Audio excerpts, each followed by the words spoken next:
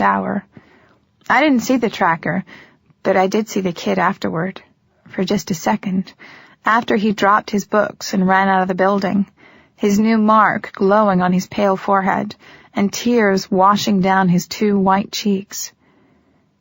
I never forgot how crowded the halls had been that morning, and how everyone had backed away from him like he had the plague as he rushed to escape out the front doors of the school.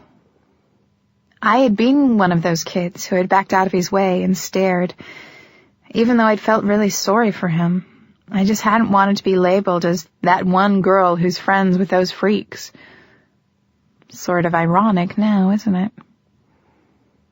Instead of going to my car, I headed for the nearest restroom, which was thankfully empty. There were 3 stalls. Yes, I double-checked each for feet. On one wall were 2 sinks, over which hung 2 medium-sized mirrors. Across from the sinks, the opposite wall was covered with a huge mirror that had a ledge below it for holding brushes and makeup and whatnot. I put my purse and my geometry book on the ledge, took a deep breath, and in one motion lifted my head and brushed back my hair. It was like staring into the face of a familiar stranger. You know, that person you see in a crowd and swear you know, but you really don't? Now she was me, the familiar stranger. She had my eyes. They were the same hazel color that could never decide whether it wanted to be green or brown. But my eyes had never been that big and round. Or had they? She had my hair, long and straight, and almost as dark as my grandma's had been before hers had begun to turn silver.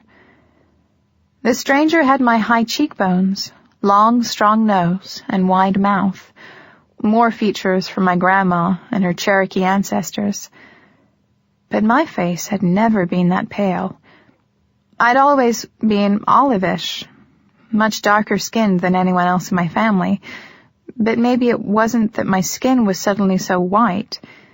Maybe it just looked pale in comparison to the dark blue outline of the crescent moon that was perfectly positioned in the middle of my forehead. Or maybe it was the horrid fluorescent lighting. I hoped it was the lighting. I stared at the exotic-looking tattoo. Mixed with my strong Cherokee features, it seemed to brand me with a mark of wildness, as if I belonged to ancient times when the world was bigger, more barbaric.